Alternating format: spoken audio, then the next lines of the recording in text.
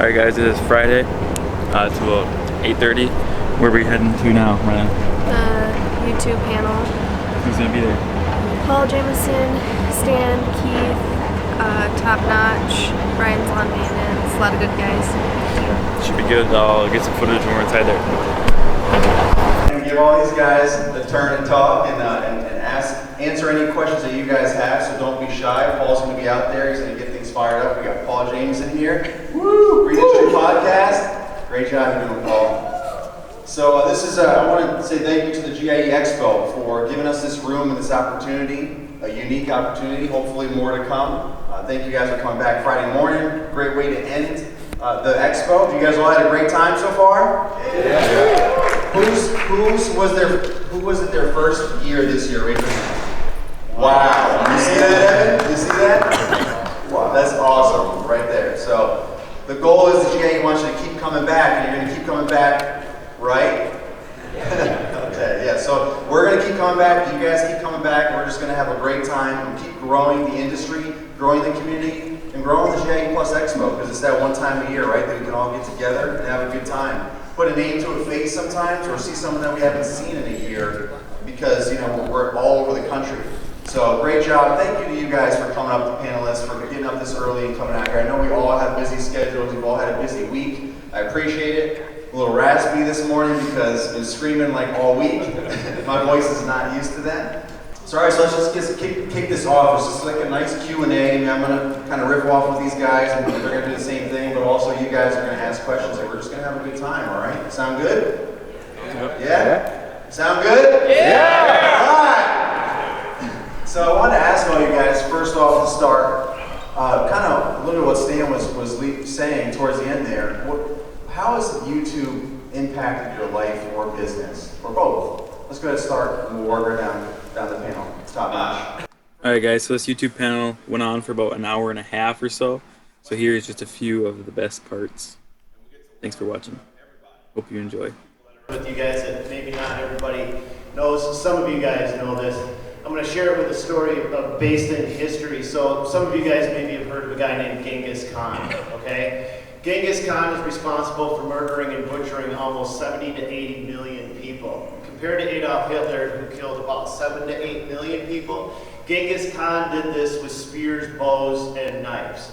And the reason I'm pointing out to Genghis Khan when I'm talking about this is one of Genghis Khan's strategies was he made every single one of his generals go back to the plains and survive off from literally nothing for 3 months at a time. The reason he did that was so that they would sharpen their skills. Now, at this point, guys, I make my living off from YouTube and social media. I still run my businesses because I need to keep my skills sharp. So I still run a construction business, a hardscaping business, and a lawn care business, but I don't need to run those businesses to make my living. I run those businesses so that I'm still in the trenches day to day. I'm still out selling jobs. I'm still out running equipment. And I feel that if I separate from that, then I'm not serving you guys fairly. So even though I don't need to do those things, I still do those things because they're the root of what got me started. I've been doing this for over 30 plus years. I'm 48 years old. I was out demoing buildings when I was 13 years old, so I got a little bit on some of you guys out there. Not everybody, but a few of you guys. But I will never leave my roots and what brought me here in the first place. And so I use YouTube as my main source of income, as my main business, but I use my business so that I can make sure that everything that I say to you guys is fundamentally rooted in experience and truth.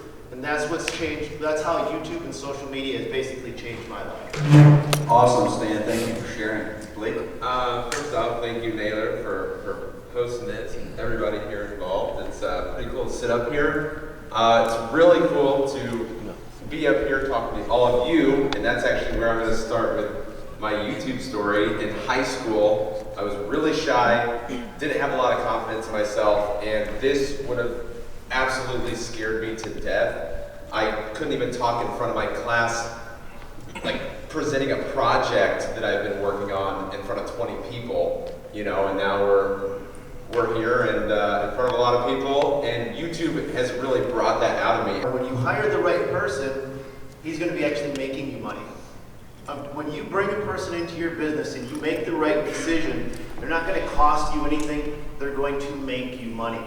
So if you have 6 guys in your business that are all making you money, you're making more money than you are by yourself. If you have 16 guys, that's why big businesses have bigger people, that they pay them more, because those people don't cost them anything, they make them money.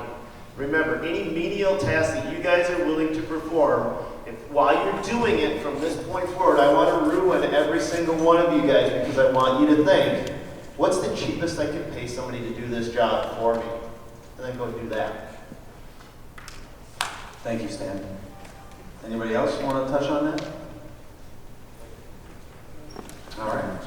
Paul, who else you got for us? All right, let me see a hand. Who has a question? Oh, here we We go. got a lot of questions. Let's get it fired. All right, Ethan, stand on up. Is this for a specific person or general? Right, so the question is, what's something I would have done different? Everybody asks me why I don't do more. And I ask the question back, why do you want to do more? Like, focus. Like Stan said, if you're the best guy at what you do, you can charge a premium. Nobody's paying premiums for 4s and 5s. They're going to pay a premium for 9s and 10s. So while you guys are busy being helter-skelter and I'm the jack of all trades, I'm not that guy. I'm doing mowing. Now, I'm not the best mowing, but McDonald's isn't the best cheeseburger. I just do a lot of mowing, McDonald's does a lot of cheeseburgers, okay? So you gotta figure out what you're good at. Hyper-focus. Don't focus, hyper-focus. If you're the retaining wall guy, make the best day retaining walls in town. And go make 500 grand doing it, all right? So that's my answer. Hopefully that helps out. That's something I would have did different, not expand, and I'm glad I did. Yeah, for sure, and it's also easier to start adding on. If you do, like, if you want to go laser focused, it's always easier to become an expert on one thing, and then you can grow from there. If you want to add on a couple additional things, rather than start off, we all have to kind of dabble in a little bit if we don't really know what we want to do in the beginning, but we really need to hone that in as quickly as possible, to Brian's point, and stick with that. And then as we establish ourselves and we get all the business stuff down pat, then we can start growing from there. And I remember when my wife and I lived in this tiny little 1-bedroom apartment, and we had to get out of there. It was closing in on us, and we were extremely claustrophobic, and we didn't have our credit score and a down payment ready yet to purchase a home. The housing prices kept going up, and we moved into a nice condo that we rented. And I remember the day we went all around looking. Oh, you want the camera? Oh yeah, she's supposed to take me. Thank you, honey, I love you. It's my wife, Ashley. We went and looked at this nice condo. It was perfect. There was a little office. There was a basement space. I had a garage, so I didn't have to rent out a storage unit anymore to put my landscaping tools in. And it was more than double what our apartment was. This is what I would do different, right? I'm like, this is perfect. It's logical. We pull back up. We're about to sign the lease, and we pull back up at our tiny apartment, and I go into a complete panic attack, and I close down because I was afraid we couldn't afford it. And I was like, we can't do this, we can't do this, we can't do this, we've got to stay in the apartment, we've got to stay in the apartment. And then my wife grabbed my hand and she said, let's just do this, let's do it. We have to take this leap of faith. And I totally relied on her in that moment and trusted her. And we went and signed all the paperwork, put the down payment, moved into the nice condo. And then all of a sudden, my back was against the wall and I didn't have a choice but to start raising the prices. And I had the excuse in my head that the clients aren't going to pay. I'm going to lose all the clients. They're not going to pay. I'm going to lose everything. That's how I think. Is this common at all? Does anybody think of stuff like this? Okay. My back was against the wall, and this soldier came out, and I started raising the prices, and I lost a few clients. And 80% of my clients, they were fine with the new price increase. And I said, okay, maybe I'll split test this thing. I'll only raise the prices on the new clients, but I'll keep the old clients grandfathered in and I'll just raise it a little bit, right? I was scared, but it worked. My income went up 30% that year because my mindset had changed because my back was against the wall and I didn't have a choice, and it worked. Then when we moved into our new home 4.5 months ago, I was scared. On the morning of signing the papers for the mortgage, I had another panic attack. I was like, how are we going to afford this, right? And then my back was against the wall. and what did I do? My income went up another 30%. And here's what I never knew. I'm charging 4 times the amount of when I first started in the same neighborhoods.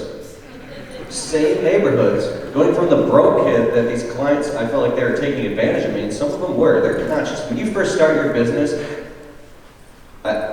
people aren't dumb. They can see exactly where you're at and who they're hiring and if they can get a deal. And so you get in where you fit in. And so if I could go back, what I would have done differently is just upgraded the mindset and the identity and my self-worth faster, and would have got out of that stupid apartment a lot faster. So that's what I'm saying, is if other people can do it, you can do it. And that's it. Thank you, Keith. Yeah, this is a really good question. Actually, I think we would all say we wouldn't do anything different because this is what brought us here. And I do believe that. I believe everything happens. You learn from all the experiences. I think Top Notch's story really hits home with me because in this industry, either people are really willing to help and want to grab your hand and make you do what they do because,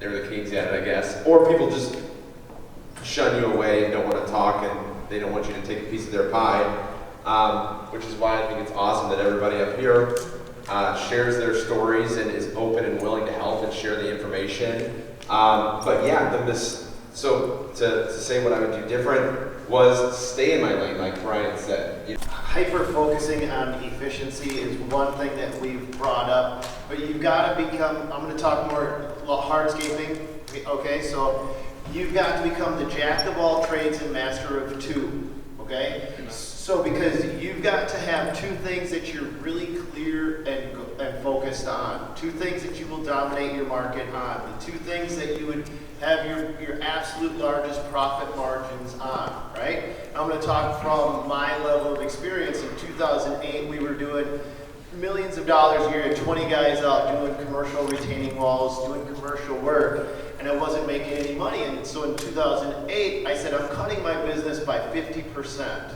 I sat down with my core group of guys and I said, I'm keeping you guys and we're going to end up letting all of these other guys go. We're going to lighten up our load, and I had no clue what was going to happen. In 2009, when everybody was going broke, businesses were going under, I went and dropped my business by 50%, but my profit margins stayed the same as the year before.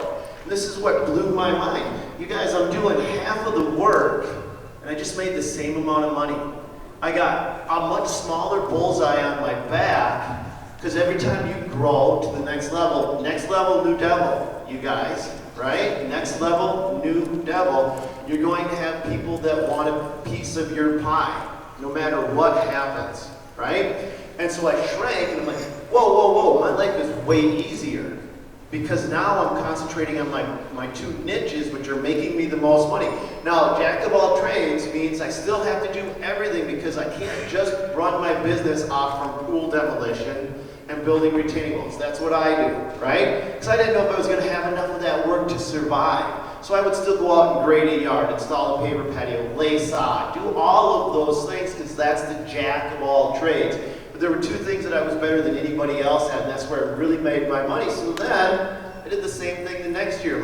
I'm cutting my business in half again. And I cut it down. And you know what happened when I cut my business back? I made more money. And one of the things I want you guys to understand is if you're barely scraping by right now, as your business grows, a typical business will experience less profit margins. They'll have a higher gross, but less of a profit margin, meaning your pocket doesn't get fatter, your pocket gets thinner. But it gets fatter incrementally. So as you're growing, you may make $100,000 on $1 million business at a 10% profit margin. At $1.5 million, you've now grown your business by 50%, but you may have only increased your profit margins up to 12%. So now you're putting $120,000 in your pocket, but you've taken on a lot more responsibility. Now I'm going to challenge you to say, instead of growing, why don't I shrink my business but attempt to increase my profit margins, meaning I'm going to put more money in my own pocket. When you scale back, when you raise your prices like Keith has done, When you finally get the business to the point where you know exactly what is happening inside of your organization, how much money you're going to make, and you can't raise your prices anymore, that's when you expand. That's when you take on the next crew. That's when you start to move onward and upward. So you've got to be able to absolutely dominate every stage of growth in your business so that if you guys think that just having a bigger business is the answer, you're on the fast track to going bankrupt. Okay? Because if you are not getting by as a solopreneur, you're likely not going to get by when you have 10 guys under your crew because your margins are going to shrink. So make sure that as a solopreneur, you bring on your team. Remember, I said your team is going to make you money. As you grow, you should be growing profitably. There's no reason why you guys should be working without growing profitably. This is the reason why you guys are here. So sorry for backing up one more question. Hey Stan, can I ask you a question? When we were at Ed Wright's last August, we're driving in the truck, you had said something, and I'm sure you got the bullet points. What was the 10-10-10 rule? Raise your prices 10%, try to grow your profit 10%, something like that. Your business will triple profit, something like that. Do you remember? Yeah. Remember that conversation? That's what I did in the last 12 months. I did less work, raised prices. I've never been happier. You just want to be happy with what they do. Like I said, I'm miserable when you get home. So you've changed my life in the last 12 months. That's the kind of stuff I'm talking about. Yeah, there's rules where if you just literally increase your prices just a small percentage, it's incremental. I mean, it's amazing how much more, exponential, how much more profits you're going to have. Yeah. Awesome stuff. Thank you guys. Thank you, Stan, for sharing all that. As a business owner, you guys have got to be able to analyze the people that come into your company. That's your responsibility. You've got to be able to understand what their strengths are, what their weaknesses are, because there's going to be winners and losers that you guys bring into your business, and you've got to be able to pick and choose, get them in or out of your company really fast, right? I grew up with an understanding that if you give a man a rope, he's going to do one of two things with it. He's going to either climb up that rope or he's going to hang himself with it. If you've got a guy that's not willing to climb up that rope, then you've got to cut him out. Or you've got to limit and cap where he's at, and you can't put more responsibility on a man than he's willing to take on himself. So finding good employees is probably one of the hardest things that we face inside of the industry. Now I learn every single day. And the guy taught me something that he stole a couple of my employees. He stole one of my better employees just the other day. And I says, well, what's the deal? And he came to me and he said that he has almost a zero turnover rate. And this is one of the things that we struggle with. I said, how do you do that? And he says, I offer health care and it costs me $1 an hour. That was his words. And I said, what do you mean? Tell me a little bit more about this. This is something I'm going to share with all of you guys because I just learned this yesterday. What he does is he does a matching healthcare plan inside of his company. So if he's charging, if they're willing to pay $1, he charges $1, right? Or he pays $1. So the short gist of it is he's paying about $160 a month for healthcare, $1 an hour, right? 40 hours a week. They're paying $160 an hour, but he's not retraining people. And so this is one of those things that I'm going to start to look at implementing. We used to offer healthcare. We kind of cut that out. That may be one of those strategies that separates your business from everybody else out there. And to talk about what Brian said, another thing that you guys need to do is tie the individual people that are in your business, their dreams to your business, because it's not about money. A lot of times it's about, hey, I want to get my daughter to school. Well, I want my daughter to be able to go to college. All right, well, how about if we start a college fund and we put money into that fund for you? Those little nuances, when they feel like they're vested, you're vested in them, they're vested in you, they're not going to go anywhere. You're going to have less turnover. And that's probably one of the hardest things we face. It's not just recruitment, but finding a good guy and keeping a good guy. So those are some of the strategies that you can start to use. Do you also feel like being positive, like the owner of a business, being on a mission, having goals, wanting to better improve the business, higher quality work? Like I feel like sometimes you see like the bosses that are just like, we need to do this, this, and this, and like just are always like trying to beat it into the employees. And I just don't believe you've got to empower your people. Exactly. You've got to create an atmosphere because people, this is where they're spending a majority of their life. They spend more time inside of that business than honestly they do with their own family. So you've got to create an environment that makes them want to go to work, because then when you need somebody, you're going to go to your team and say, we need somebody, and guess who's going to be recruiting for you? People are going to be knocking on your door trying to get in because your employees are talking about how awesome your organization is. I know companies that are like that. Sorry, location, right? For us, it's snow plowing, but I know tree companies that don't want to do any snow plowing because the equipment, when they buy the equipment, right? You're going to pay 365 days a week or 365 days a year for that piece of equipment. So can you dual purpose a piece of equipment? Like for us, I buy everything for winter work, right? I mean, that's my main line of business. I want to make more money in the winter because it's a strategy. I'm flipping the script on it. If I can make my most money in my off season, you know what? I'm going to make more money in my on season. So I hyper concentrate on what can I do to absolutely dominate my off season so that when it's the on season, it's just cruise control. Now, like a tree company, you guys may not have motors and trucks and stuff like that you can go out and do what I do, but I know a tree company that does Christmas lights and kills it. Flipping kills it. The dude makes 20, 40 grand in a single month. He actually shuts down his tree business mid-October. He selectively does tree work. But he does tree work, 10 and a half months out of the year. So there's things that you've got to look at. You're never going to, I don't ever want you to reinvent the wheel, right? I just want you to do what somebody else is doing. Just do it more successfully than they do it. Hey guys, I want to thank you all for coming out. I know it's been a long morning here. We're going to all kind of be still hanging around, so if you guys have more questions that you want to ask these guys one-off, I know our time is precious and I don't want you guys to miss out on anything else this day, the final day. GIE closes early today, 1 outside, right, Evan, and then 2 inside. So I want you guys to be able to enjoy that. Hopefully you guys enjoyed this. Do you guys have any panelists? Do you guys have any final last words to everyone going out back out to the GIE and into the world? God bless and go get them, you guys. Thank you guys.